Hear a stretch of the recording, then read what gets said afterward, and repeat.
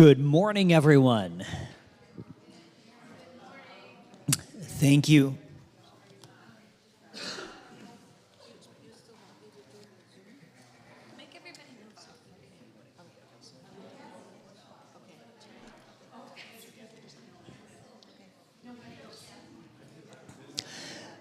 Good morning and welcome. Appreciate everyone taking some time on this Sunday morning to join us for our church business meeting. I want to extend a special thank you to Barb and Chuck for setting out some muffins and juice this morning, and to Mark and Sam for getting the muffins. So thank you for those being provided. And again, thank you for each of you being here this morning. We have some important items to discuss.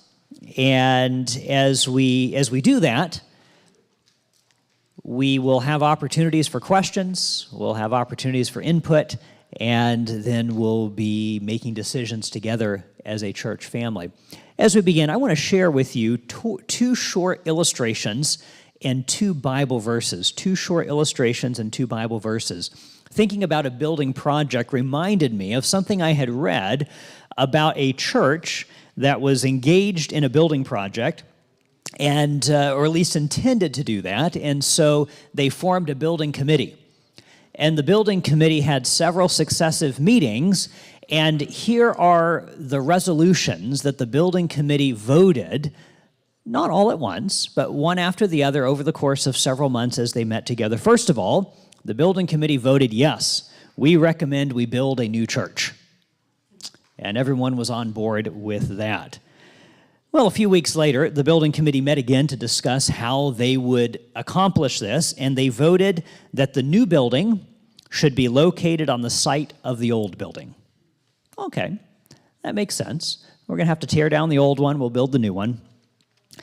And then the third time they met, as they were considering the new building and perhaps being confronted with some of the expenses of building a new church, they voted to recommend that the material in the old building, as far as possible, should be used to construct the new building. And you can imagine maybe a little bit of the enthusiasm was beginning to diminish for the building project. And finally, after some feedback from the larger congregation, the building committee voted, we will continue to use the old building until the new building is built. Well, it's important to reflect back on decisions we've made in the past as we make decisions for moving forward, and to consider what the implications are of the choices we make. It's okay to change our minds, isn't it? But it's important to keep in mind where we're trying to end up. Reminds me of the verse in Psalm chapter 127, where the Bible reminds us, unless the Lord builds the house, they labor in vain who build it. Unless the Lord guards the city, the watchman keeps awake in vain. It's vain to rise up early, to retire late, to eat the bread of painful labors, for God gives to his beloved even when they are sleeping. When we consider what we hope to accomplish as a church family, whatever we might accomplish is meaningless unless we are guided by God, unless he is the one working through us to accomplish what we are putting our hands to. We need God's guidance, and we want to cooperate with him in accomplishing what he has called us to do. And of course, our focus as we think about our church expansion building project, our theme is more than bricks, building new spaces. And what's the reason for building new spaces? Touching more lives, impacting more people.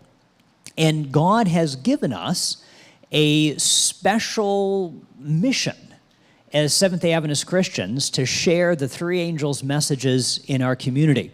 We have a special witness that God has blessed us with, that building new spaces to touch more lives with the message that God has given us, the love of Christ and his promise to soon return. And the message we have, well, as we share that message, we actually want people to listen, don't we?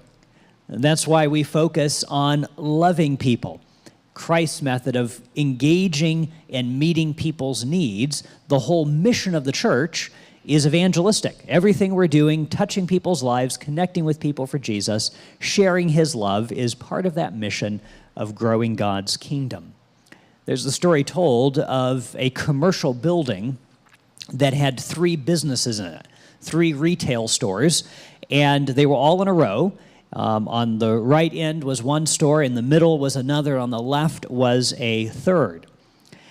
And at one point, the business owner on the far right of the building put up a big sign above the door of his store saying, "Year-end clearance." He was hoping to attract some more foot traffic to his store.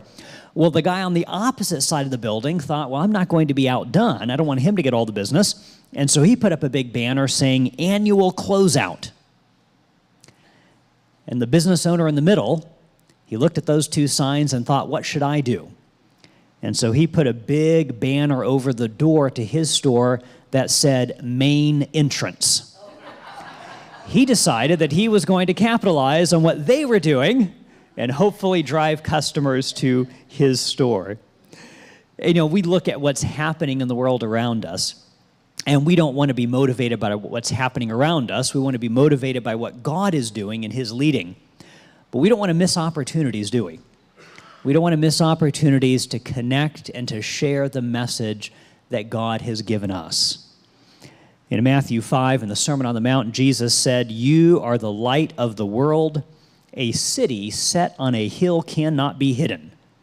And we want to be that light. Whatever's happening in the world around us, whatever's happening in our community, we want people to know that here they can meet Jesus. And that as they meet Jesus, their lives can be transformed.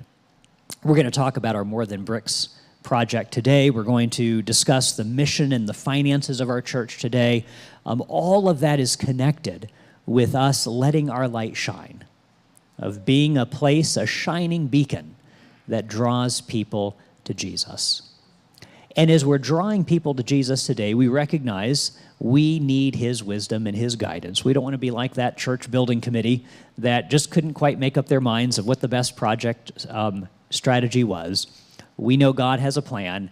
We want to discover that plan and to follow him. So I want to invite us all right now just to take a few minutes and turn to the 1 or 2 or 3 people next to you. Let's have a brief season of prayer, inviting God to speak this morning, to guide us in our discussion, and to bless us as we seek to move forward in faith following his guidance.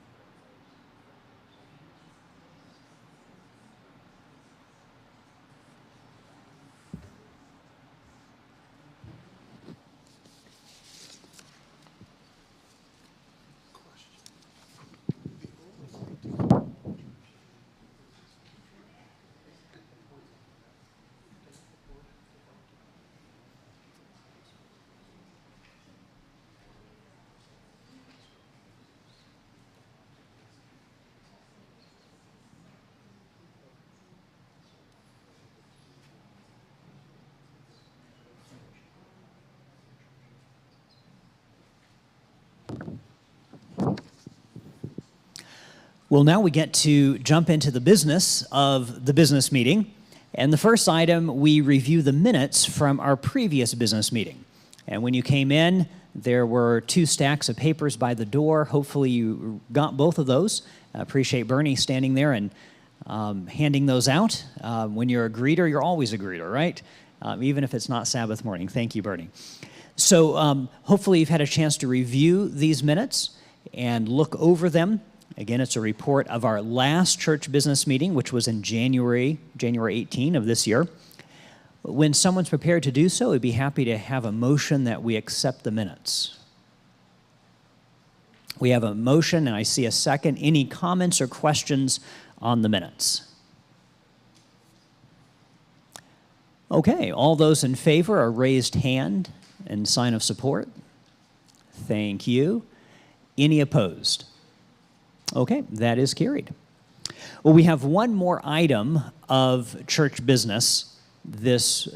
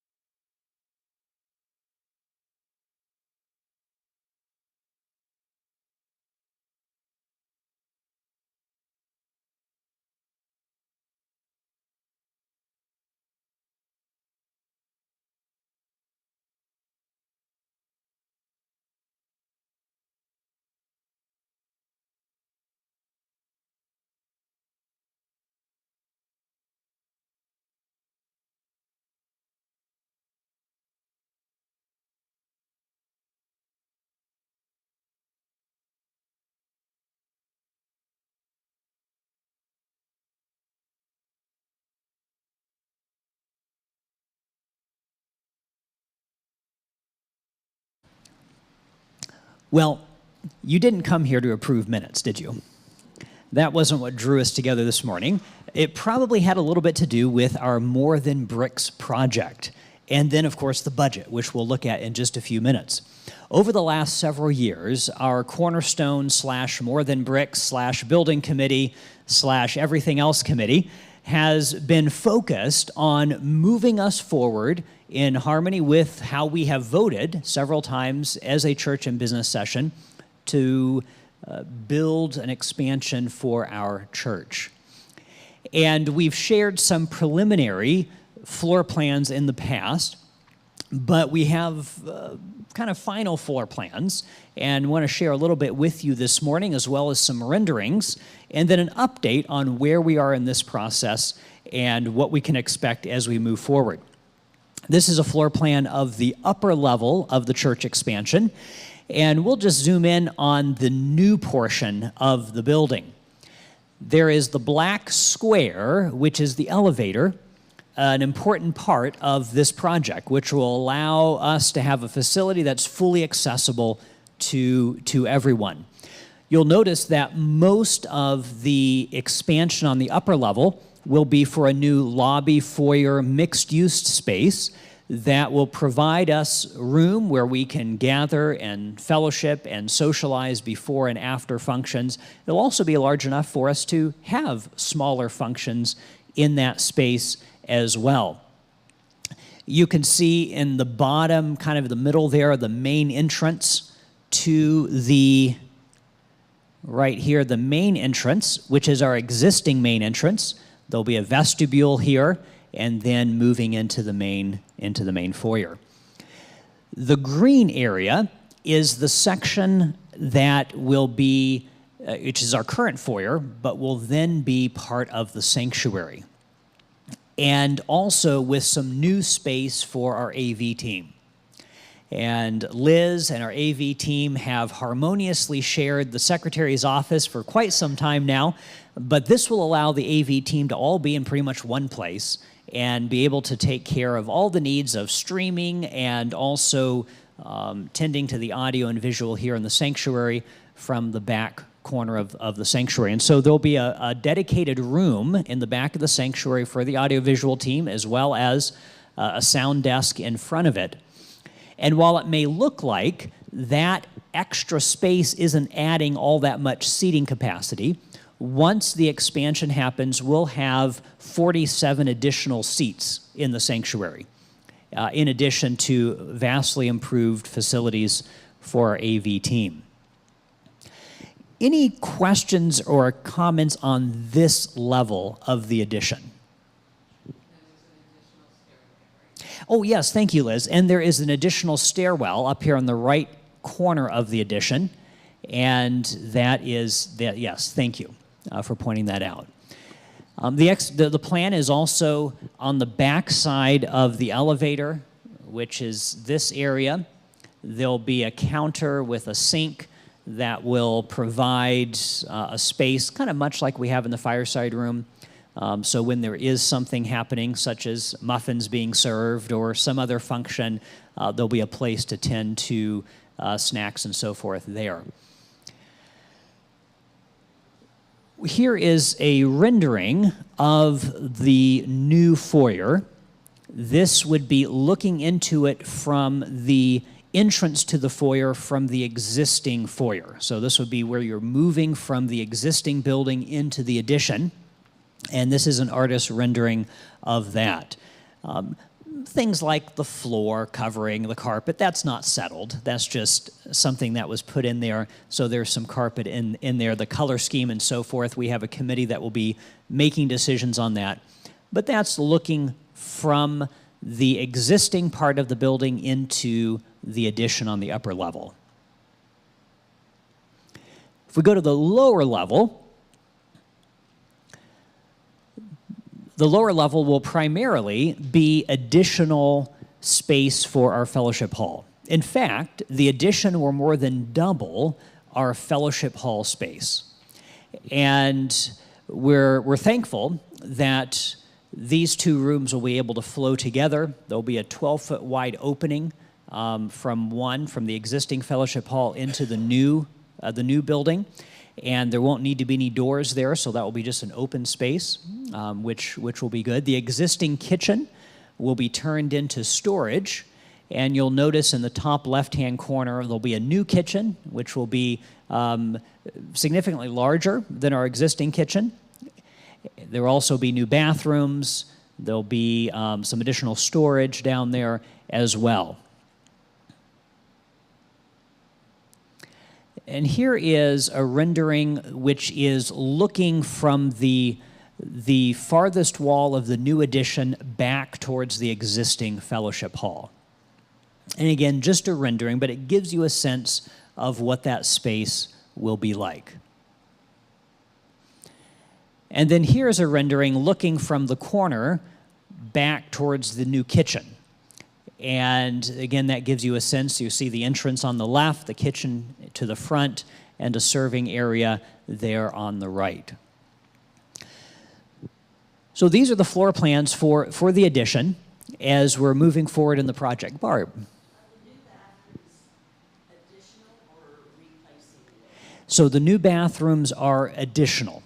So we will still maintain all the existing restroom facilities. These will be new ones in addition. So then we'll have 3 men's restrooms, 3 women's restrooms, and the family restroom still here on the main level.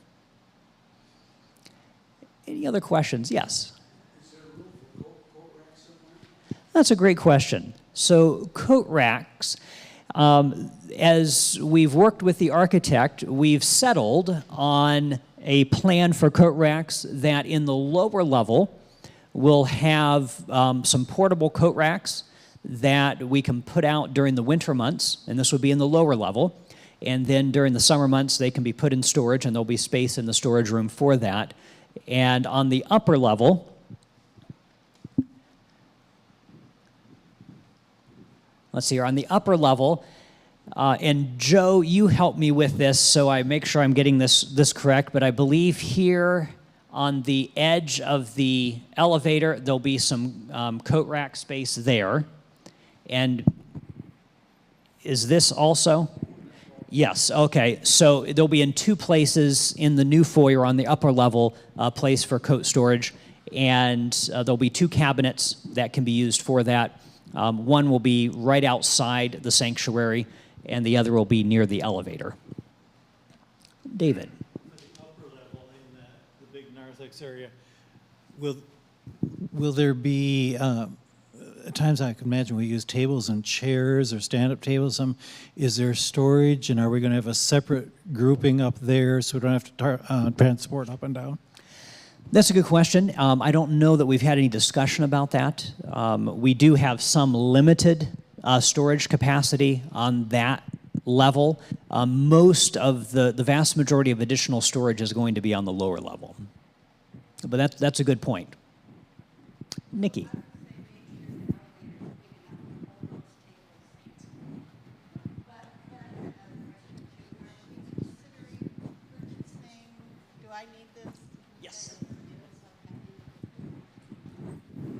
I was wondering if we are considering purchasing lightweight movable furniture for the upper level area so we can move the configuration around a little bit as we need it. That's an excellent point, and thank you. So we have a committee that is going to and hasn't yet begun discussing the furnishings and so forth, but thank you. We can make a note of that and ask the committee to include that in their deliberations. Yeah, I just want to know, are we going to update our security lighting? We have some of those exit lights that don't work, haven't worked for years because somebody clipped the wiring. Are we going to update all of our security lighting and their other security measures? Yeah, so thank you, Bernie, for those comments. As the new addition has been planned, all building codes, safety codes, and everything will certainly be met. And that makes it's a logical time to also review our existing facility and what upgrades and adaptations need to be made. Yeah, the guy that does recharges our fire extinguishers, they have a service. They can come in and let us know where we need to put lighting and stuff. Thank you. That I don't know that has been a focus part of our discussion as of yet. But all of these comments and feedbacks, we can make note of that and refer that on to the committee as we continue to have those discussions. So thank you. Yes, Jim. I have a question on each layout. So on the upstairs, will we be losing the side entrance, and going forward, the entrance would be at the front of the sanctuary or at the center back, but not the side here? Good question. I believe that this door, you're talking about the one right back here behind you in the corner, that one will be gone. Okay. Yeah, so All right. we'll have this entrance and in the very back. Okay. And then on the lower level, it appeared to me then that the fellowship room will be, okay, so half the fellowship room will be the yellow and half will still be what's existing in the white, correct? That's correct. Okay. So there'll be a little bit of a dog leg between the two and somewhat of a restriction with the door frame between the two. So where the old building ends and the new building begins, there'll be a 12-foot passageway between the two. There will be no doors there. It'll simply be open, but it is limited to 12-foot width. And Joe may be able to comment more specifically on that. So one of the things that they're having us do on the safety factor to answer some of Bernie's questions is they're going to put a few more doors and restrictions in order to comply to all that. So they're reviewing that pretty severely. So we'll have our exiting plan, and that, because we're doing some of those things, that's what gives us the luxury of that 12-foot opening between the two spaces. Initially, that was going to be a set of doors in a small space. That now has been expanded. Thanks, Joe. Did that answer those questions, Jim? Thanks. Any other questions or comments? And appreciate the questions and the input and the insights. This is very helpful. Mark. I thought about wheelchair and handicap, having someone in the elevator with a wheelchair size. I hadn't even considered tables. And if there's no place to store tables on the upper level for the elevator to at least have been considered, can you stack the elevator with 10 tables, have the elevator go up, just walk up the steps, and then you don't have to carry them up the steps or not. So that was an interesting perspective that I had not considered. Yeah, and thank you for highlighting that. And we can ask. I don't know what the elevator capacity dimensions are. Okay, so Jim had some feedback on that. It's not designed to be a service elevator.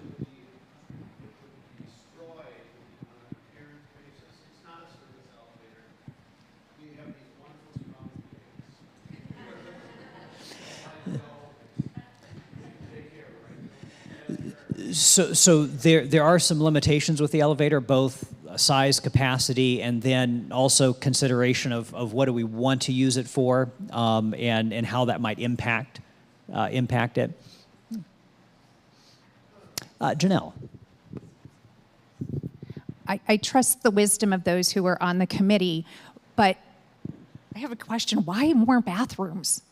Because I've never, ever had to wait for a bathroom. Why couldn't we use that space for something else? That's a good question. And so basically, as our square footage expands, just codes dictate that we needed more bathroom facilities. Mm-hmm. Noel. Just a point of clarification. If you go back to the upper level, yeah, when I look at that, and this may not be reflective of the actual, size and scale and whatnot, and I understand that, but we're adding 47 seats. Where are those 47 seats going to be located? Because from what I see on this drawing, we're losing some space, we're adding some space, but the rows of seating, I don't see how 47 can fit there. So just a point of clarification. Yeah, I think and thank you, Noel, for highlighting that, because you look at this diagram and you think, 47 seats, it looks like we're getting one pew.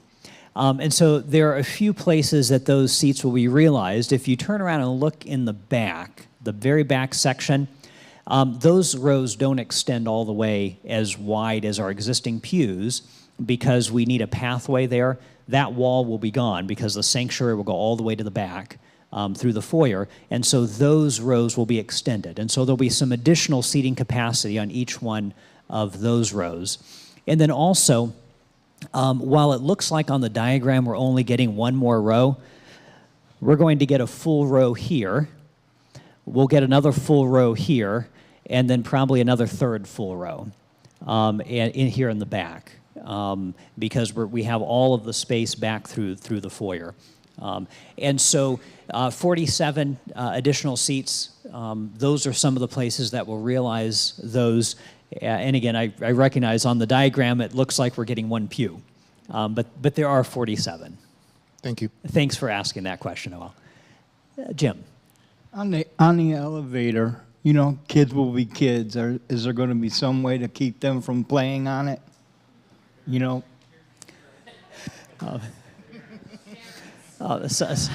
someone said parents.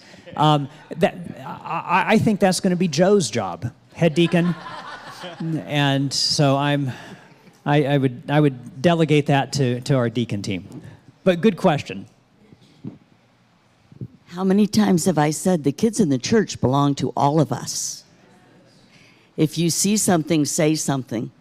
So Barb has said it's all of us who are going to monitor that. And I would suspect that Joe's off the hook. I would suspect it's going to be okay for the kids to ride the elevator every now and then. But we certainly aren't going to want it to be the new play experience. Yes? Once the novelty wears off, it'll be good. So you were saying once the novelty wears off. True, yeah. Any other questions, comments? Barb? I just think people should relax. You know, it's just like when we first put the water fountains in, they were playing with those. Well, they got over that. And the same thing with the elevator, with our love and smiling face to the children that need to be disciplined. It's all okay. It's always good to think ahead, and appreciate all the comments. Any other questions? And all of these questions, thank you for that feedback and questions. This is our project together as a church family, and our input and thoughts, all of that matters. And so certainly, by the way, there might be a few people who are live streaming our business meeting from home. And I don't actually know if anyone actually is, but we've invited those who couldn't make it to do that.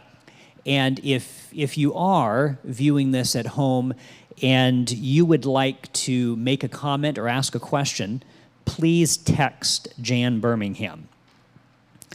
And her number was provided in the email that went out this morning. And so you can text Jan if you have a question or a comment. Any other questions, comments, input, feedback? Barb. We haven't talked about it, but that extra set of stairs is a really good thing. I think about Communion Sabbath when we all try to go down that one little narrow stairs. So we haven't spoken of it, but that's going to be really nice too, in addition to the elevator.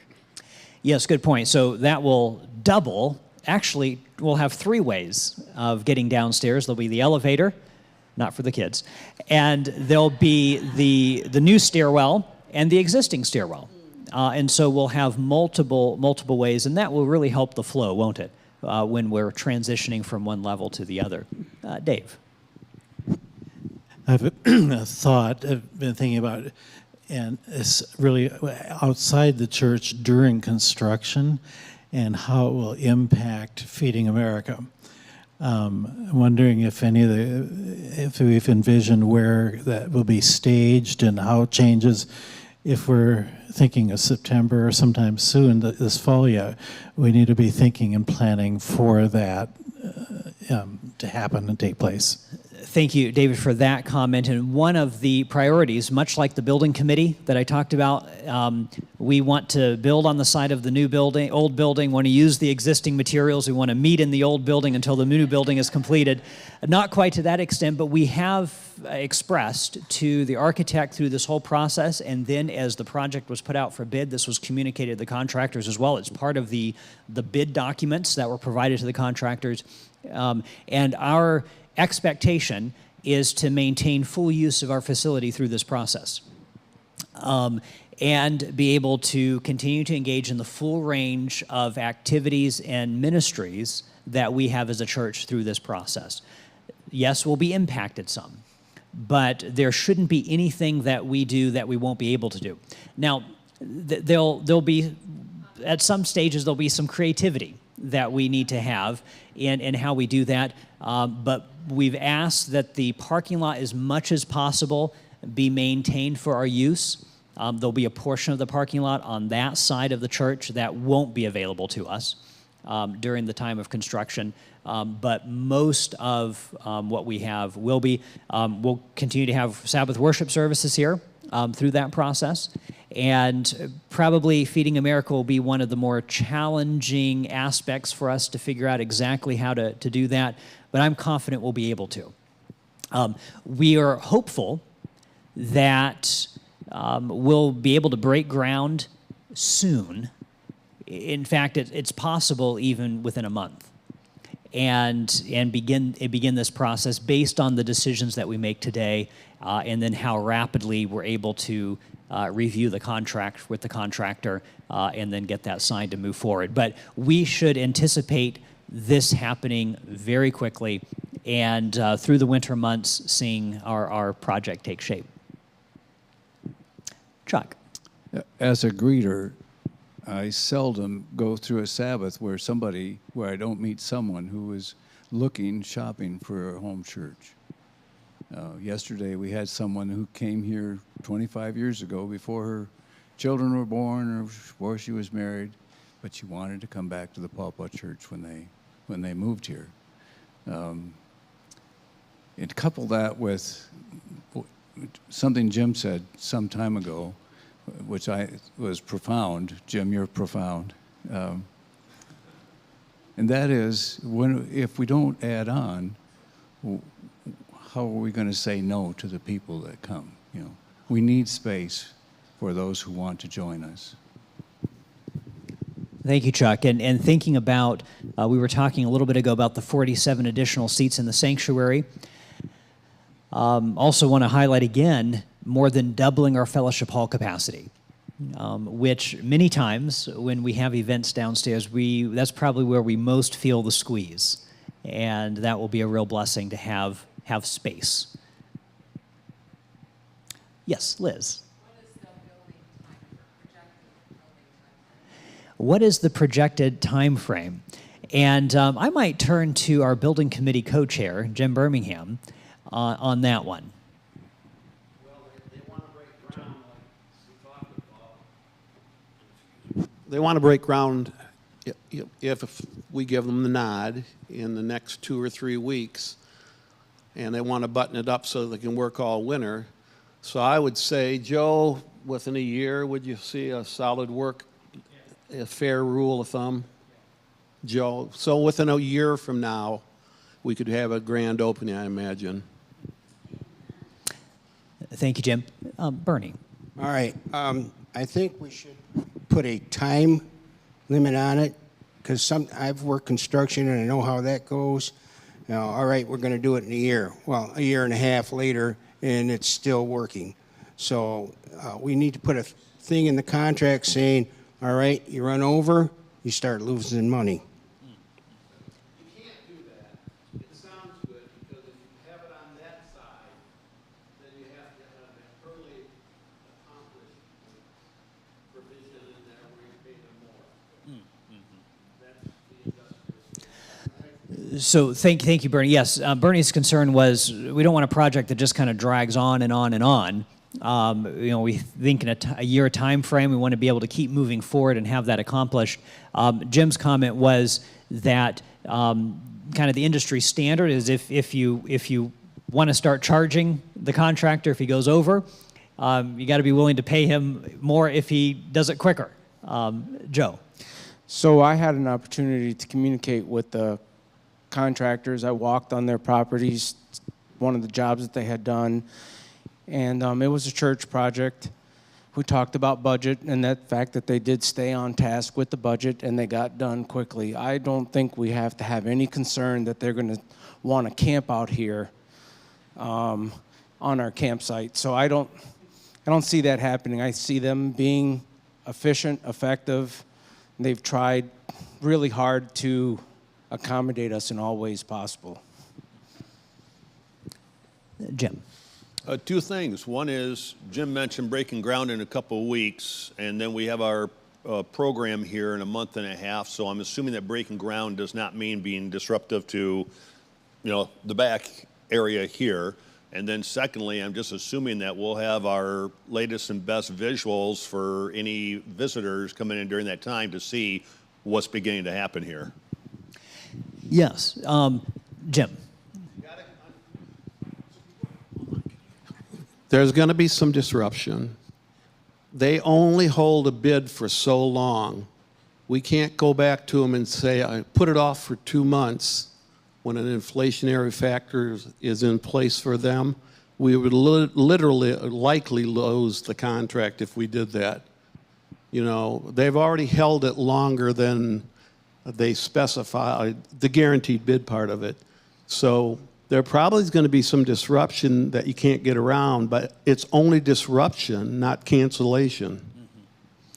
Yeah, thank you, Jim, for highlighting that. And I think, Jim, what your comment was, if I understood you correctly, kind of geared towards how we present what's happening, and then with having something that shows what's coming, so that as we have guests and people come, they see what's happening, but they also get a sense of where we're headed.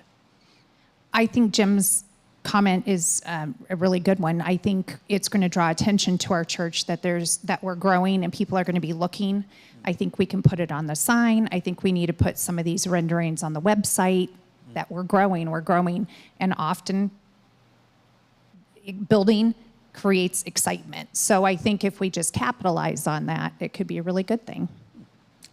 Good perspective. Thank you. Any other questions, comments, thoughts related to our church expansion? Danelle. I just want the church family to know this is a game changer for me to be able to go downstairs and participate in potluck, or because now it's too crowded down there. I'm really sorry, my tumor makes me cry. So anyways, I am so anxious for this to happen. So I love that you guys are so vested in it. Thank you, Danelle, for sharing that. And before this, everybody has mattered. This is one way of expressing that in a very tangible way, so that everything we do is accessible and available to everyone who's part of our church family, that nobody is excluded. I just want to say thank you. I don't even know if people are aware of who this committee consists of, but I do know they have spent hours. They've made trips. They've challenged the architects, and I love it that there's a group that cares so much about our church that they're willing to put so much time into it, and I appreciate every one of them. Thank you, Barb. Maybe we should have everyone who's on the Cornerstone More Than Bricks Building Committee to stand up. Would you all be willing to do that? If you're on the committee, if you would stand.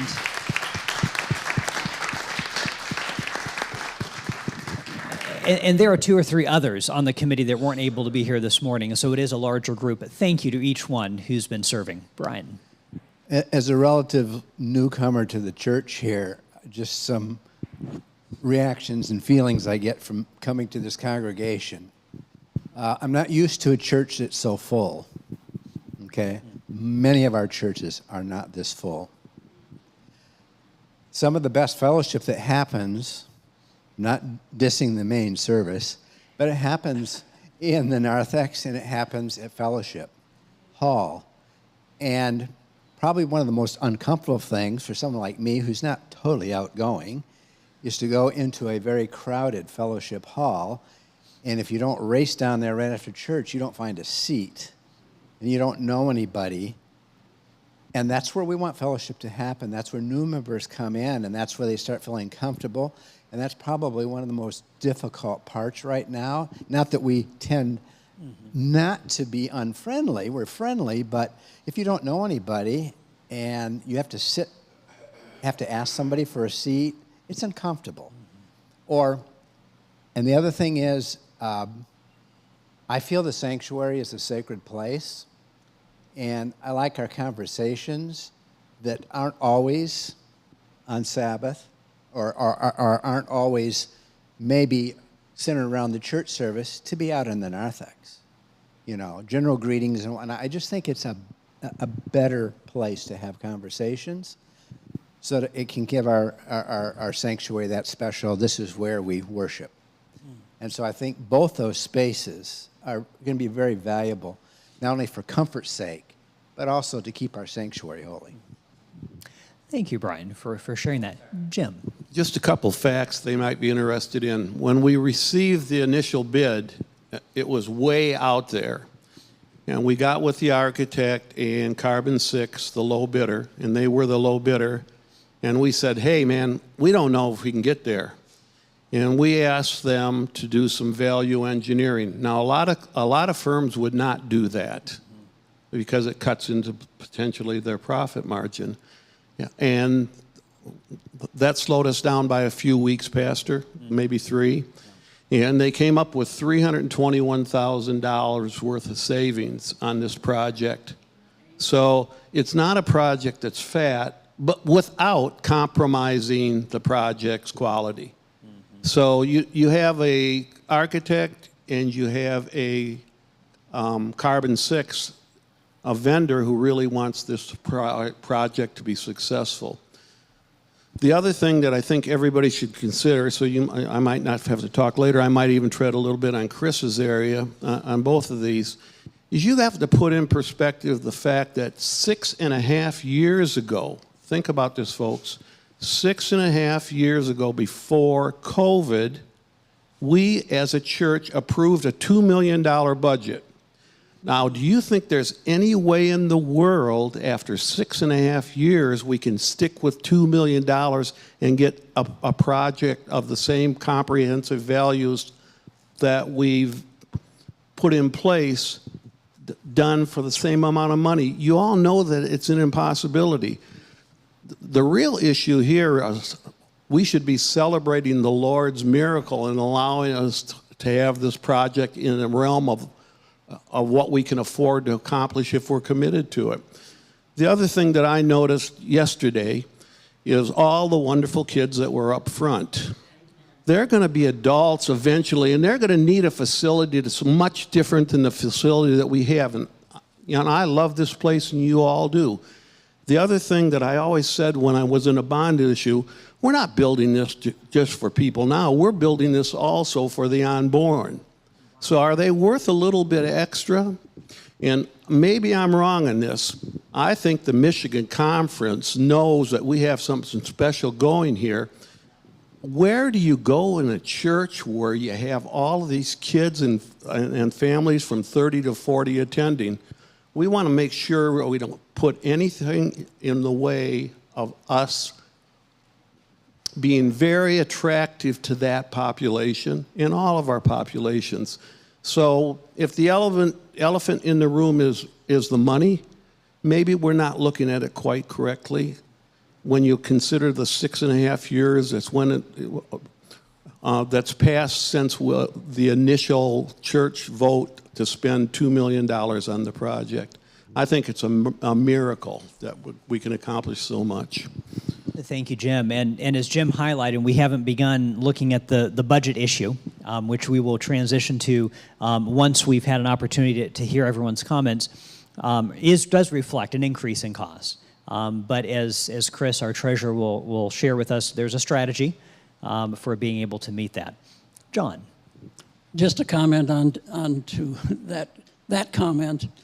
The churches in Pawpaw are jealous of our youth, of having children in the church. And I really believe that's an important factor. The other is I would emphasize on the handicap situation. As I've looked around the congregation, there are several that will use it. And I think there are many that should use it. And we haven't talked about that, Jan Birmingham. And she's the one that kind of started us down those stairs when we were seriously raising the money. So. Thank you, John. Troy. And speaking of the handicap accessibility, and just I noticed in this the remodeling part of the budget. Is that mainly for like the basement where we're changing some of the things around like the kitchen, or is there going to be like new carpeting in here, or what all is happening on the main level like in the sanctuary that's going to change? Yeah, that's a great question. And some of those details we're still as a committee working through, finalizing how we'll approach that. With the higher construction costs. And again, the longer, as Jim had pointed out, the longer it takes for us to get to a point to sign a contract with a contractor, the higher those prices will be. And we've seen them go up over just the last year last 2 years, we've seriously been working with an architect. And so as those costs have continued to go up, some of the other aspects of updating in the church looks less and less probable. At one point we were talking about, we're going to recarpet the whole place, upstairs and downstairs and all sorts of things. And that won't be happening. But with our church expanding, our sanctuary expanding, something will have to happen carpet-wise for the addition. And those are still being worked out. I don't recall, and somebody else, maybe Jim or Chuck or Joe on the committee, I don't recall if we settled on what's happening with the existing fellowship hall, if that's getting recarpeted.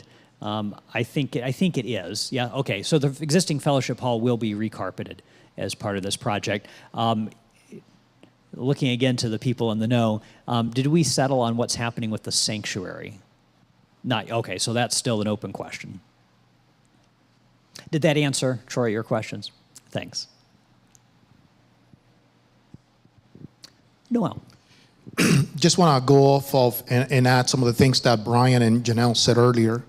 I was talking to a pastor from Indiana yesterday, and 4 churches, but one of the churches has the opposite problem we're having. There's space in their church that they never use. So if the church is not growing, it's a dying church. It's a lot easier to go to the executive committee and say we're needing money to build than it is to go to the executive committee and say we're needing to close a church. I think that with 47 seats that are being added, there's going to be not only additional families, church is going to be growing from that standpoint, but I think going to the numbers and looking at Chris's numbers, there's also going to be potential for those 47 helping to add to that number a little bit. So going off of what Brian said, being able to grow and being able to continue growing as a church that doesn't grow is not a healthy church. And we have a challenge not only in our Michigan conference, but NAD probably, where churches are having the issues like in Indiana, where instead of growing, we're going in the opposite direction. This is an exciting time. Thank you, Noel. Any other comments, questions specifically to the overall project, but also the floor plans, the design, the layout? Well, thank you. I want to just commend each of you for speaking up, asking questions, sharing comments and input. That's a vitally important part of the process. And so what you say does matter, and we thank you for your input. As is always the case with a project, is we're not going to get everything we would want. If we had an unlimited budget, we would get close to getting everything we want. But we wouldn't get everything everybody wants, because we have different perspectives and ideas and desires. And so with any project, there are some compromises between the budget and the needs and what is reasonable for us to expect. But thank you for the input and the feedback, and all of that our committee can carefully consider. I want to invite our church treasurer, Chris, to come forward, and he can walk us through where we are at budget-wise for the project. And then Chris also will share how that impacts our church budget over the next year or two, and our Adventist education assistance plan. And once we've digested all that information, we'll have an opportunity to begin making some decisions. Just as before we totally get to numbers, Troy was asking about how much of the existing building are we going to touch as well. We've been remodeling this church for 45 years, right? I mean, every year there's another project, there's something else we're doing, and that should continue, right? So even the shell that we have here has been planned for future projects, right? We can add a portico so you have a covered walk to get into the downstairs at some point in the future if we choose to do that. So this is not the end all of our projects. There will always be something else that we want to tackle. All right. Jim rightly said we don't want the numbers to drive it, but we have to make sure they work as well, right? So we have a sources and uses that you may have seen in the letter that Pastor sent out on Friday. This is our proposed construction budget. We have construction costs, architectural fees, furniture and equipment, most specifically the kitchen equipment. Some remodeling, just recognizing that we're tying the two buildings together. Tile cabinetry and doors, permits and inspections, and contingency. So the subtotal 2.75, and when we put contingency in there, knowing that something is going to come up that we weren't planning for, we get to a $3 million all-in budget. Do we have sources side by side then? There we go. So how are we going to get there? We have $852,000 on hand in the bank. We've already paid expenses, architectural fees and some of those kinds of things of $138,000. We have additional pledges of $300,000, and the expectation is that we'll borrow half. So a $3 million total project, we can borrow 1.5 from the Lake Union Revolving Fund. That almost gets us there.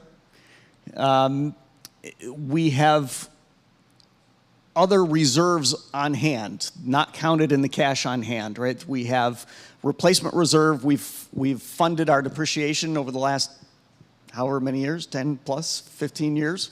We've funded our depreciation every year for remodeling, for keeping up our physical structure.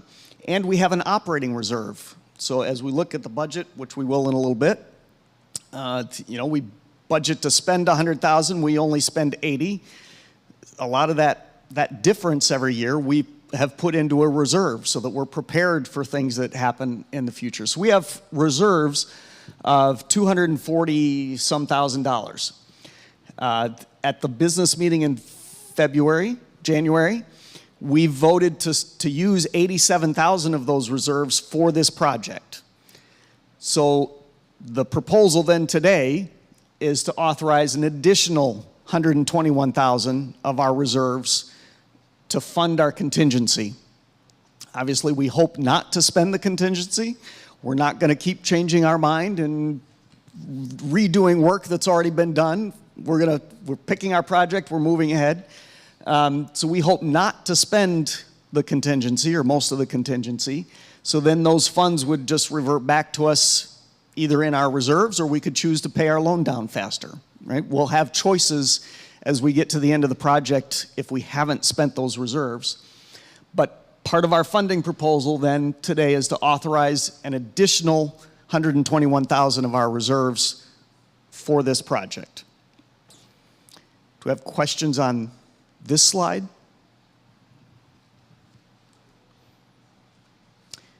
Yes.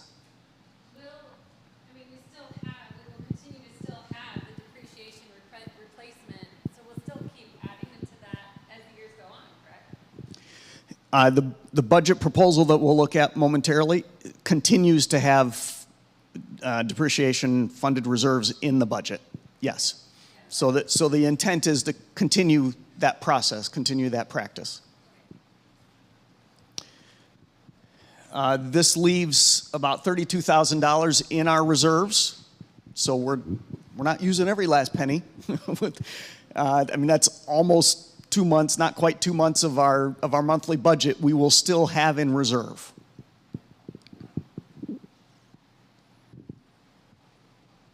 Any other questions on this slide? So about 2 months, so that'll be working capital of about 2 months? Almost, yes.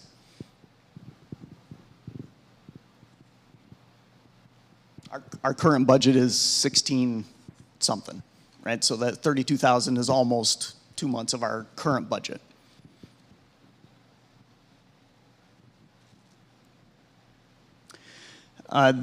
Lake Union Revolving Fund, we apply for that through the conference. The conference is our guarantor.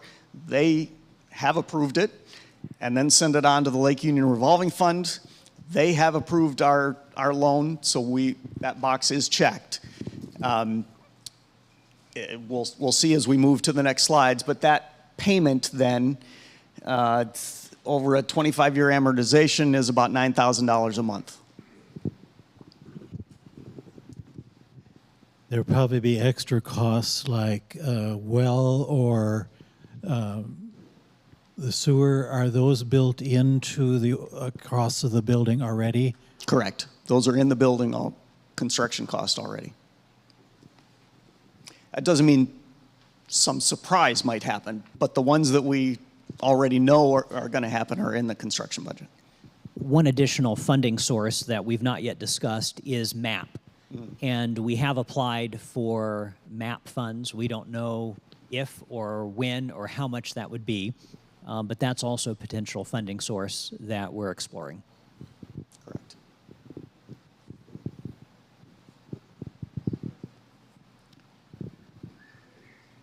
All right. We can come back to this slide if you have questions, but this is the construction funding.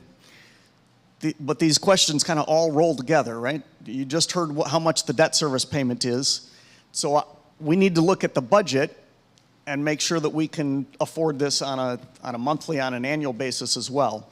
So in your handout, the next page gives the overall budget, talks about the impact that these funds have. We've looked at a budget based on our core values, our worship, belong, learn, proclaim banners, fairly evenly split among those, right? I mean, the learn category, we have all the students that we support in education, Pathfinders. Proclaim, we've got some exciting evangelistic aspects coming up in another month or two. Belong, obviously all the fellowship space will certainly help us with our belong activities and worship. Adding seats enhances our worship experience. The total budget for 2025 to 2026 is a significant increase. Makes your treasurer's heart go thump, thump, thump, right? It's a 32.4% increase. And we're not meeting the current budget. That's the other thing that makes you choke, right? We set a budget a year ago and we're not meeting it. But, and we'll look at the next page here in just a second, when you combine, and we'll talk about our buckets, remember there's a bucket of giving for tithe that is a pass-through onto the conference and supports pastor's salary.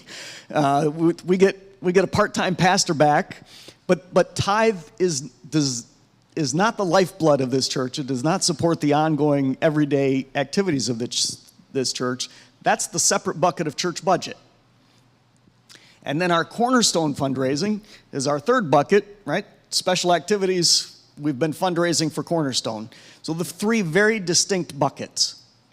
The budget that we're going to look at going forward takes that special fundraising of Cornerstone, which we raised not knowing when we were going to break ground, how much we were really going to spend. We were just intentionally raising money for a future project, and now puts that back into a budget because we know what the cost is. We know what the expense is. We're borrowing money, and we have to make that payment every month. So it's no longer, at least the way we're proposing to look at it, right? We're no longer looking at it as a special fund. We're looking at it as part of our budget. So if you take those two buckets together, it's actually 1.3% less than what we've raised, what we've been doing. So if you take the colorful page, and we'll work through some of these numbers, kind of the tan column is the proposed budget and that what we really need to vote on this year. The gray column is looking ahead an additional year. We're not going to vote that today, but I want to make sure it works not just this year when we're going to have 6 months of debt service payments, but I want to make sure it works in the following year when we have a full year of debt service payments. And then just for historical, you can look back across the columns there off to the right, our previous years. So if you look at that first, I'm working my way down now from the top left. So here's our offerings received in those different buckets: church budget, Cornerstone, and then a combined total. Right? So our budget proposed in the brown column, whatever color that is, $220,947. Now, if you continue your finger across that same column, you can see what we've raised in those two buckets on a combined basis. Over the last 7 years, we would have met that budget every single year. So it's not relying on some big one-time gifts for Cornerstone. We've actually met this budget for 7 years looking back. In 2026, 2027, by the time you add a full year of debt service, you add the additional costs of heating and cooling and electricity and everything for a bigger building, cleaning a bigger building, insuring a bigger building.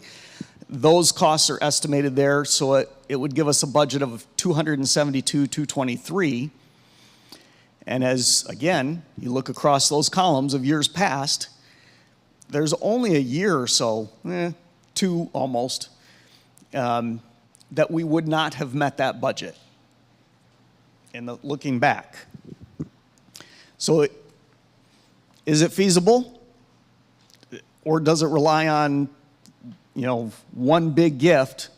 We've done it for 7 years. You can look through the budget. The budget we're proposing is in that tan column. Accounts for 6 months of debt service.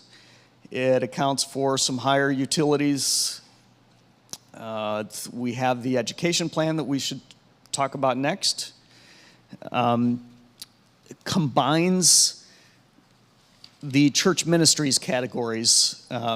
Historically, we've budgeted a little bit of money for men's ministries and a little bit of money for women's ministries and a little bit of money for, I don't know, what are the senior ministries. I mean, the whole list of things. And I don't remember the number exactly, but I think this last year we budgeted about $9,500 and $123 was spent. It doesn't mean we don't want those activities to happen. We do, but I don't think the way we've budgeted for them made sense. So I've combined all of those. We've allocated, where is it, 2,500? Yes, we've allocated 2,500 for church ministries. That's like 15 times what we spent this last year. So I don't think we're shorting anybody. And if any one of those ministry categories really takes off and has a big plan and implements their ministry, we can find contingency, we can find other places to fund that. But I think this is a better way to budget for that instead of allocating $9,500 that we're never going to spend. So you're saying, I'm looking at all these zeros for men's ministries. You're just putting it all in one bucket. I took them all out of the individual buckets and made one bucket of church ministries. So when men's ministries has an event that they want to do, they can come to finance and we'll fund it out of church ministries. Any questions on the line item budget? All of these things fit together. So a big part of our budget is the education plan. Are you going to do that, or am I doing this one too? I'll keep rolling. So our education plan, the policy has been in place for a number of years, has not really changed. It's 90% of the weighted average tuition of the first grade through 8th grade Adventist schools in Michigan, the surrounding schools.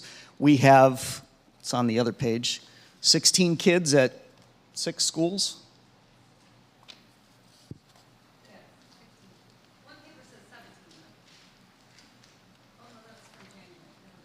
I think it's 16. 16 students, 6 different schools. The schools that they're attending, we take that tuition, we do a weighted average, and Pawpaw Church pays 90% of their tuition to attend those schools. The academy students, long ago we started funding the matching portion for Project Assist, but we didn't make anybody apply for that. We just funded that portion for everyone. Over the years, that tuition rate has jumped much more than the elementary tuition rate, and our numbers of support have not quite kept up. We're now significantly above the Project Assist number, and we're proposing that be increased again. So we've done 2,500 the last 2 years. It was 2,000 for probably 4 years before that. And so we're proposing 2,750 for our academy students at Michigan Adventist academies this year. That total rolls into the budget and becomes a $46,183 line item. Back to our buckets, right? Our special fundraising bucket. We have the Pawpaw Adventist Promise that is a separate nonprofit entity that we've funded and invests money as an endowment. And that fund is now putting in $5,047 into our education plan to help support those students. Any questions on education plan?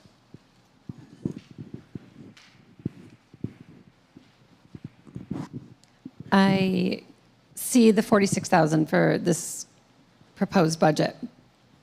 I'm seeing it drop for the 26-27 projected. I know that that's a projection. And obviously this is not in stone, but like the anticipation is that we are going to have less kids in certain areas. But that is obviously something that can be adjusted for when we meet that, when we're at 26-27.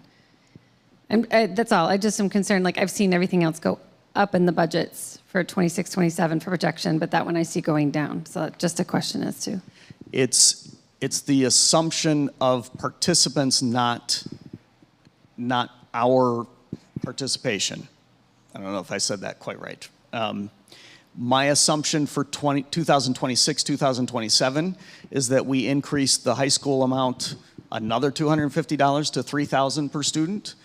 And I factored in a tuition increase for the elementary school students, but that's an indication that our participation is going down. So when you look at the number of, I mean, we celebrated them in May or June, right? You look at all the 12th graders that just graduated, there are not those numbers coming in as first graders.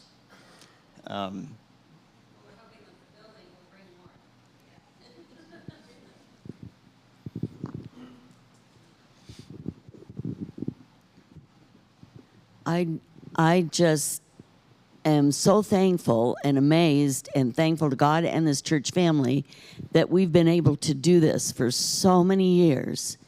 That has kept our church as an active, viable, expanding, exciting, if you were at VBS all week, exciting church to be a part of because we do have children.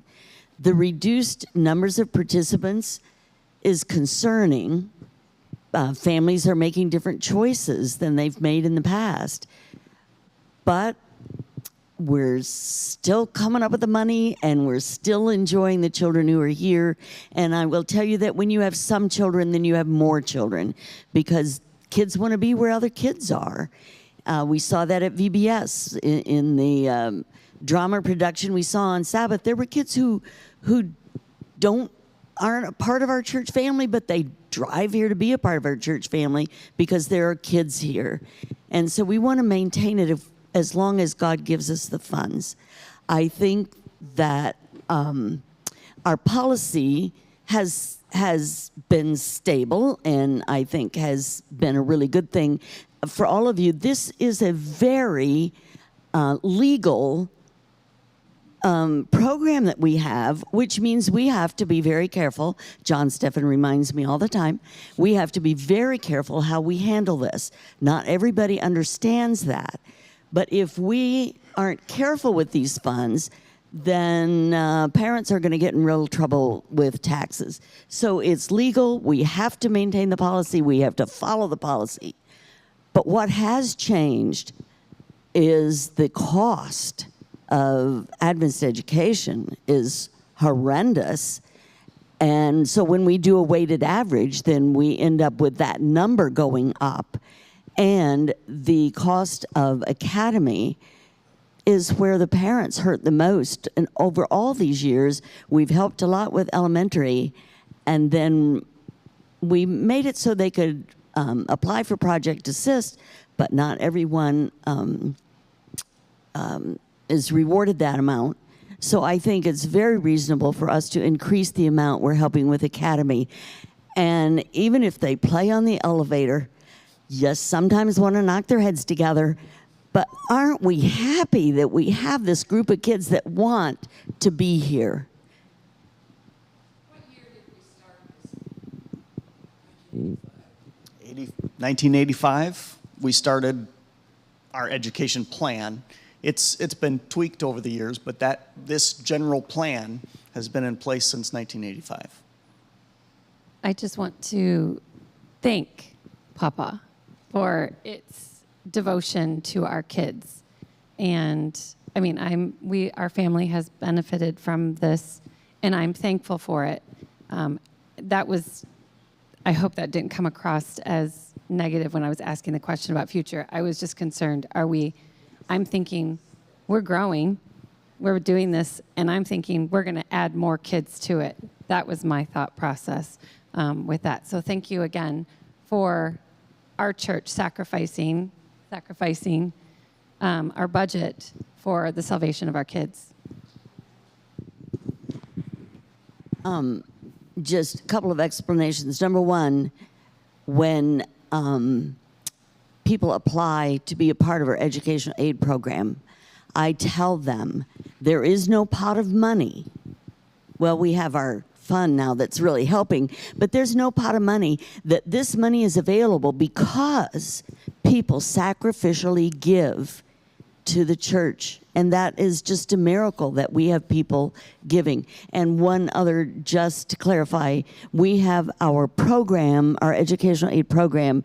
We also have Worthy Student, which is, it's not part of the regular church budget. It's a separate entity that people donate to, again, because they care about the kids. Separate bucket, not a separate entity.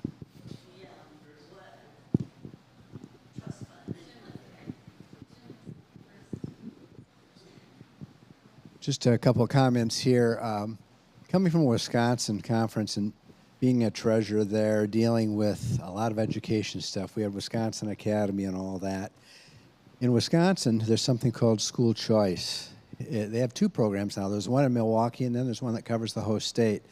And basically, any kid can pretty much go to Wisconsin Academy now, and with minimal work there at the academy can go there without having to pay anything. Wow. You would think Wisconsin Academy would be flooding with students. It helps, but the fact that there are less kids going into this doesn't surprise me, even when there's aid available. There's less kids, number one. Let's realize it. There's less kids being born per family now. And secondly, if you look at the history of our church, we've really only ever gotten, at best, 50% of our own kids going to our schools. It's never been a total participation, and I don't think that's increasing, okay, because it's a different world we live in now. And boarding academies, it's a different experience now, and it works for some, it doesn't. I'm not criticizing, I'm saying those are the facts. So, but what I like about this PPAC system that we have here, and it's special because of where we're located at. There are a lot of schools in this area. You don't usually have that. You have a little church, and they struggle with the church building, and then they have to pay for that school, they have to pay for that teacher, and they just barely can keep their school going. We have the opportunity, 100% of these dollars go into kids' tuition. That's pretty cool. You're not spending it on a building, you're not spending it on a teacher, okay, in a sense. You are putting it towards kids' tuition, and that's something that, you know, this church didn't have to do that because you don't have a building, but you recognize that that's a possibility here.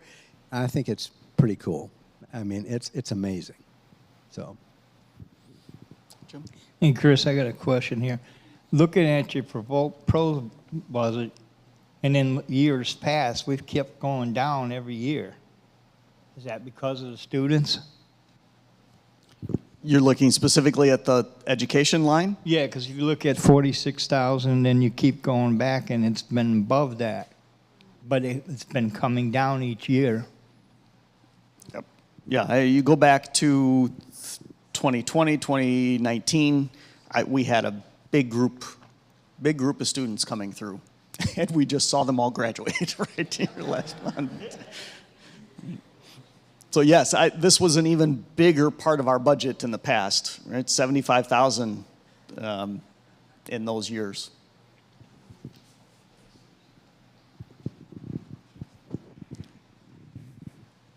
Any other question on any of the numbers we've looked at?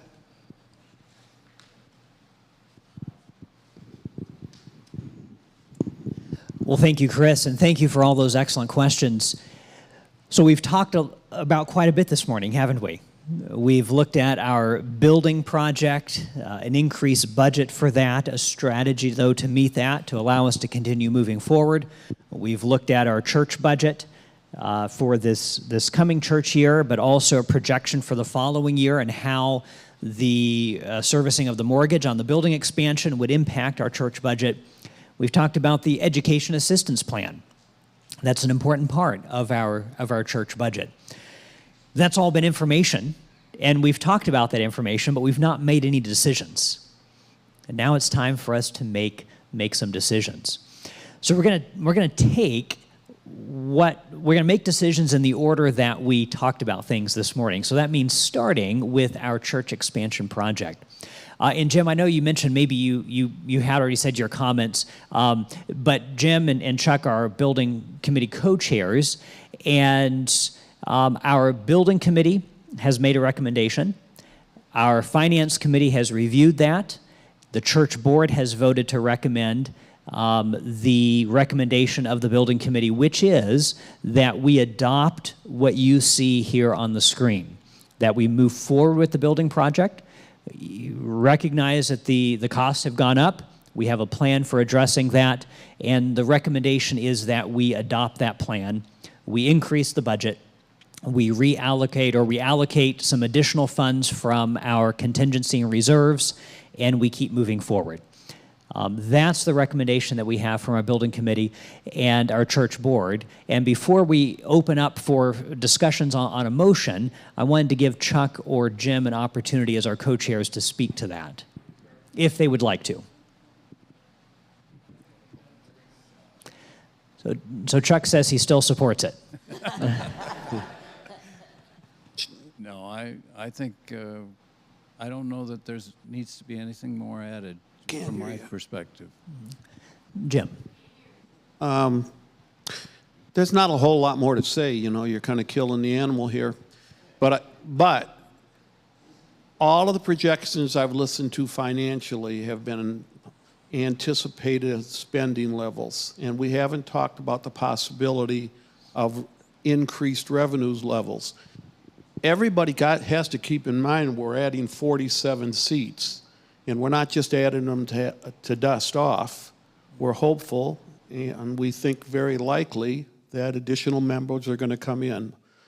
With every member that comes in, you have an additional giving unit. So all of a sudden, your revenues are going to increase, and you need to keep that in mind, because all we've looked at is basically flat revenues to a large degree. The other piece is a large portion, that $9,000 of a mortgage payment that Chris is talking about, that's fixed. It's going to be $9,000 this year, $9,000 next year until we pay it off. While our revenues should increase because of the inflationary impact of that our earning units have. So it might be a little bit tight in the initial years, 1 or 2 years, but after that, the economics of reality take over, and we'll have more room to do special things. Thank you, Jim. And I see some other comments. Before we take those comments, let's go ahead and see if we have a motion to adopt the recommendation. I see a motion to adopt the recommendation. I see a second. And so now we'll open up for additional comments and discussions. David. In all the different projects I've been involved in, different organizations, both in the church and out, as soon as you start a construction project, people start giving more to it because of the enthusiasm that it just generates. So I think my second comment, I think it's time for that we go forward in holy boldness. I think God is blessing this church on a regular basis in so many ways that we would be distrusting him if we don't move forward. Thank you, David. Any other comments, questions related to moving forward with the recommendation to, and this recommendation entails adopting the increased budget for the project, also allocating an additional, it's about $121,000 from reserves for our contingency on the project, authorizing our building committee to sign a contract with Carbon 6 for the project. All of that is rolled into, yes, and borrow the $1.5 million. We'd already authorized $1 million, but we would now be borrowing the $1.5 million. And I want to just highlight one item here. Our goal in January was to hit $1 million. And we did, by God's grace. And part of that was allocating some funds from reserves, but we hit that $1 million goal and exceeded it. And as we looked at the project cost growing to a $3 million project, hopefully it'll be a little bit under that. We don't want to use all that contingency, but we're authorizing a $3 million project.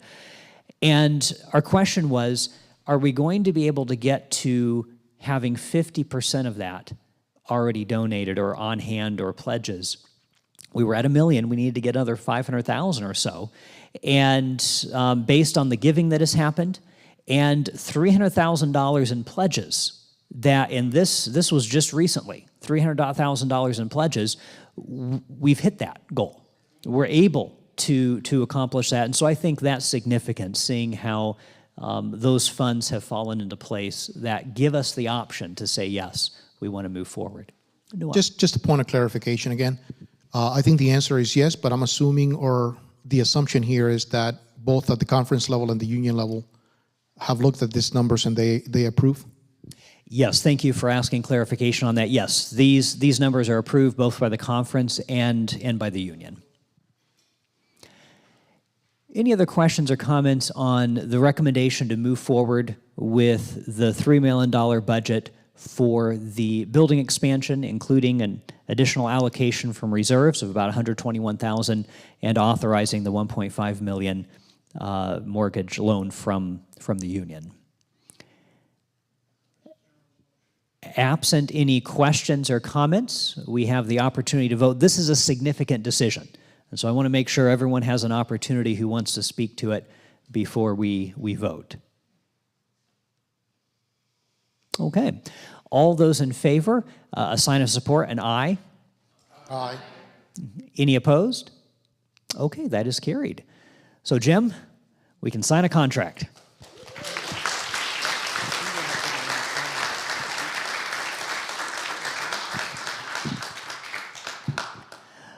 I want to, again, express appreciation to our building committee and Jim and Chuck especially, as they've guided us through this process, and then the intentional way that our congregation has been engaged on this project over these, especially these past couple years as we've re-engaged on it and been working through. We've had business meetings, we've had wonderful conversations, discussions, good questions, and it's really encouraging that there is this significant support, a unanimous vote right now to move forward.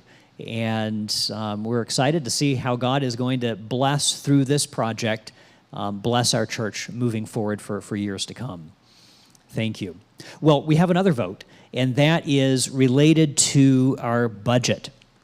Chris presented our budget, and we had an opportunity to discuss that budget, and now we have an opportunity to vote that. Is there anyone who'd be willing to make a motion that we approve the recommended budget? John has made that motion. We have a second, and I'll just highlight quickly for you the process. This is probably familiar to most of us.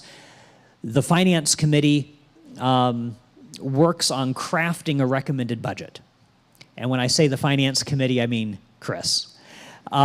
Chris does the work of putting that proposal together. The Finance Committee provides input and guidance, and there's conversations that happen. Once the Finance Committee is happy with that budget recommendation, then that is taken to the church board. And the church board reviews it, and then the church board approves it, and the church board has recommended it to us in a business meeting. And so there are multiple steps that this budget goes through, and there are opportunities for the leaders we've selected as a congregation, both on the Finance Committee and the church board, to weigh in and be part of that decision-making process, and then we get to make that decision together. And I believe we had the motion, we had the second. Are there any more comments or questions related to this budget?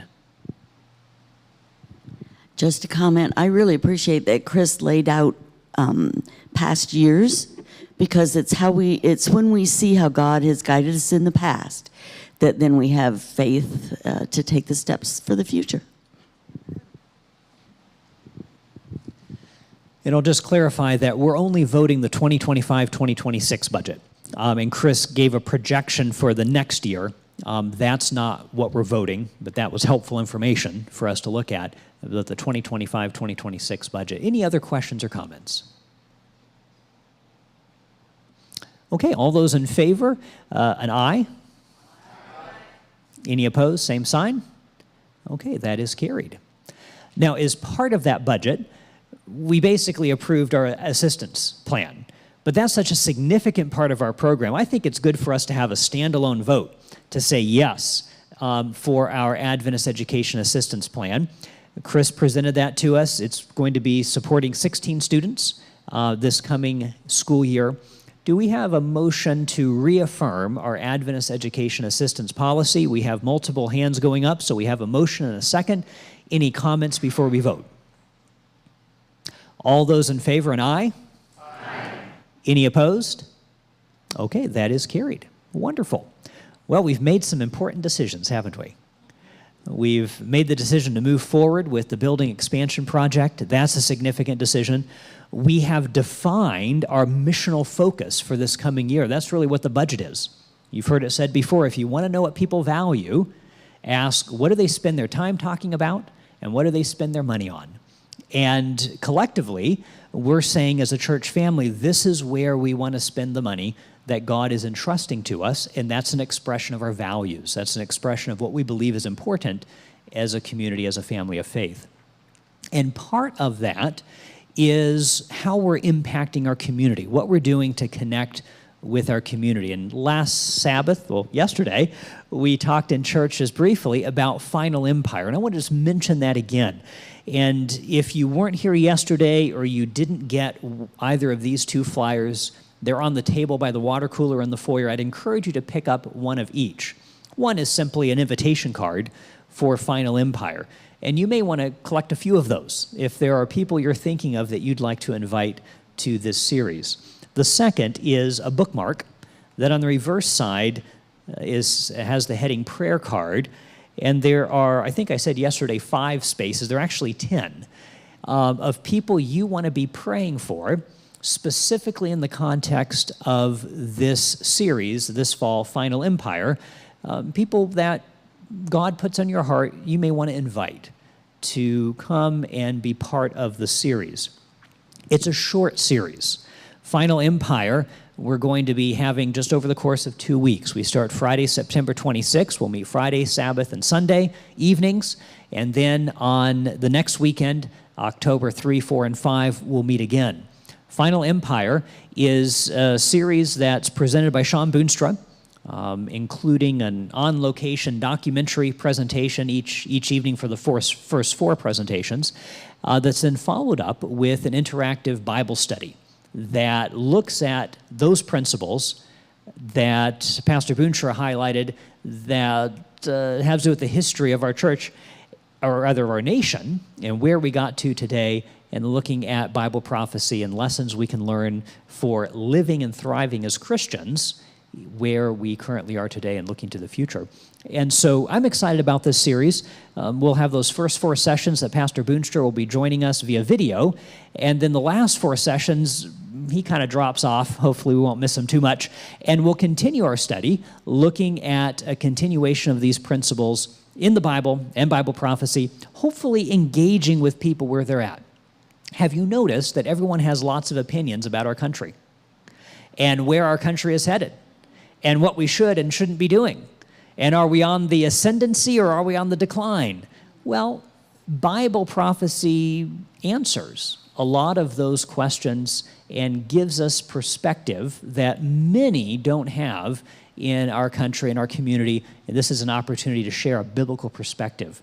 And I'm looking forward to it. I hope you will look forward to it as well. Put it on your calendar. We're going to need people to help. Here are some of the ways we will need help. We'll need people to just show up so that when Pastor Boonstra's video is playing, he won't be offended that there aren't many people listening to him. So just showing up is an incredible blessing. And we're going to need friendly people out in the foyer to greet people as they come. We'll need individuals who are committed to saying, I'm not just here, but I'm committed while I'm sitting in the sanctuary for the meeting, and somebody comes and sits down in my area, I'm going to lean over and say hello and introduce myself and be free to just kind of be yourself, right? And connect with individuals. It's a very I shouldn't say low commitment, but it is. There aren't a lot of moving parts. There aren't special musics every evening, although we like special music. There aren't health lectures or lots of complex aspects to it. There's not going to be a literature table that we need somebody manning in the foyer, although we will have literature available. It's just kind of a casual, low-key event. So the way we can most help is by showing up, being present, and inviting people. And I really think God will bless. As we wrap up, I do want to give you an opportunity if you have a question related to Final Empire. We could take a couple questions if someone does have a question on that. And if not, that's fine. I'm just going to take your silence as a commitment to say I'm going to be here and attend Final Empire. Yes, Nikki. When you talk about this in church, encourage the church members to come sit up front so that you save the room in the back for people that are not members and they're more comfortable. Nobody wants to walk through and look for a seat. Thank you, Nikki. I appreciate that. And I appreciate the faith inherent in that comment. That this is going to be packed, and so that is a blessing. But yes, it's great to have that awareness of how we are being welcoming in a welcoming environment. Well, you know, I appreciate that because I was very surprised as I was watching the Michigan camp meeting, different things they put on air, and one of them was our religious liberty person had come over here and spoken. And when I was watching that, and I only saw in the front of camp meeting 3 people sitting in those seats, and I thought, what kind of message is that sending to all the people who are watching? And what kind of message is that possibly implying for a church whose foundation and mission is religious liberty? So I greatly appreciate that, especially if we have any cameras, on yourself in the front rows. And I appreciate, Jim, you mentioning that. And being at camp meeting, I want to assuage your concern. There were at least 6 or 7 people, not just 3.